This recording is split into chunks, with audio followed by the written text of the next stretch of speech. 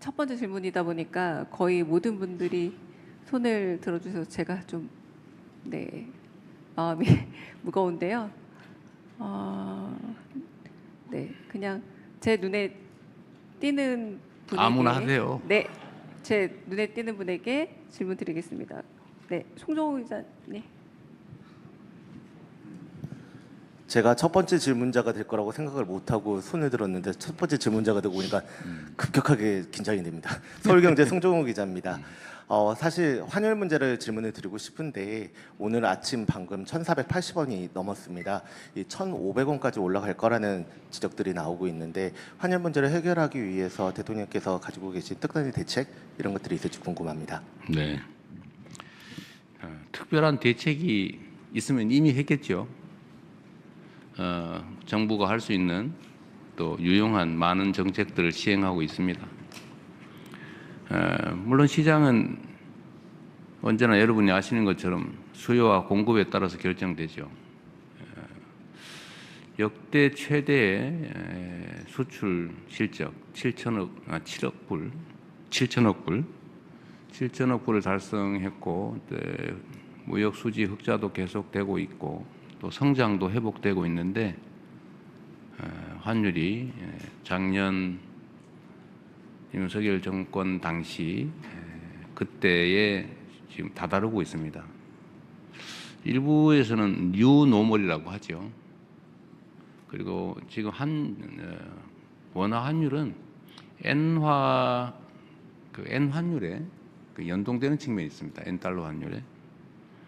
근데 일본에 비하면 우리는 평가절하가 좀 덜 된 편이에요. 거기가 지금 기준으로 하면 일본 기준에 우리가 그대로 맞추면 아마 한 1,600원 정도 돼야 되는데 N의 달러 연동에 비하면 좀 그래도 잘 견디고 있는 편이다 이렇게 봐주시면 될 것 같습니다. 관련 책임 당국에 의하면 한두 달 정도 지나면 1,400원 전후로 떨어질 거다라고 이렇게 예측들을 하고 있습니다. 이게 이제 여러 가지 불리한 측면도 있고 또 수출 기업들에게는 유리한 측면도 있는데 어쨌든 대한민국만의 독특한 현상은 아니어서 우리 대한민국만의 정책으로 쉽게 이걸 원상으로 되돌리기는 어려운 상황으로 판단이 됩니다. 지속적으로 가능한 수단들을 발굴해내고 또 환율이 안정될 수 있도록 노력해 나가겠습니다. 네, 다음 네, 저기 뒤에 심원기 기자님. 네, 대통령님 뉴스원 심원기 기자입니다. 누구시라고요? 뉴스원 심원기 기자입니다. 아, 네. 네. 저는 국민 관심이 높은 주거 문제와 관련해서 여쭙고 싶은데요. 정부가 지난해 2차례 대책을 내놨지만 서울을 중심으로 집값은 좀처럼 안정되지 않고 있는 듯합니다. 추가 공급 대책이 시급하다는 의견이 많고 정책실장께서는 최근 양도세 보유세를 언급하셔서 그 개편 가능성에도 국민들 관심이 높은데요. 대통령께서는 그동안 시장의 자율성을 강조하며 인위적 개입은 지양해야 한다는 지론을 밝혀오셨지만 서민 집값 안정을 위해선 정부의 직접적 개입이 불가피한 것 아니냐, 필요하다는 의견도 상당히 고심이 크실 것 같습니다.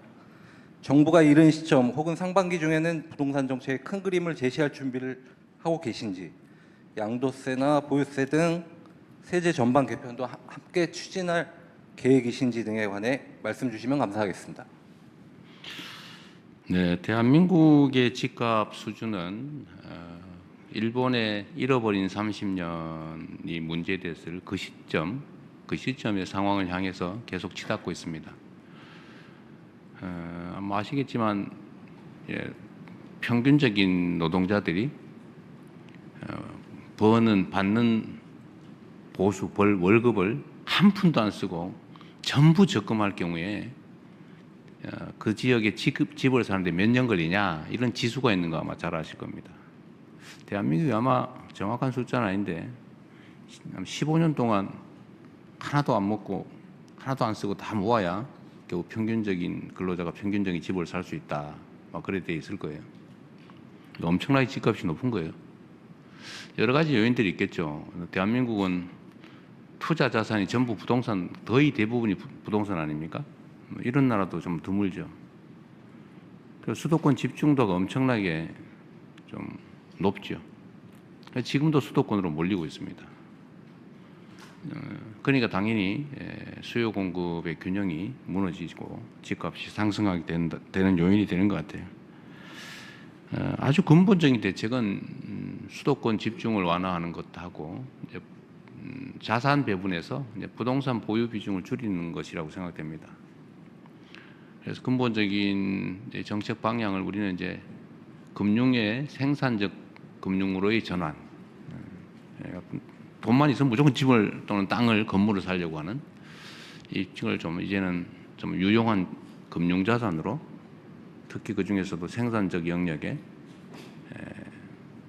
주식 시장으로 이렇게 전환을 하기 위해서 우리가 정책적 노력을 하고 있습니다.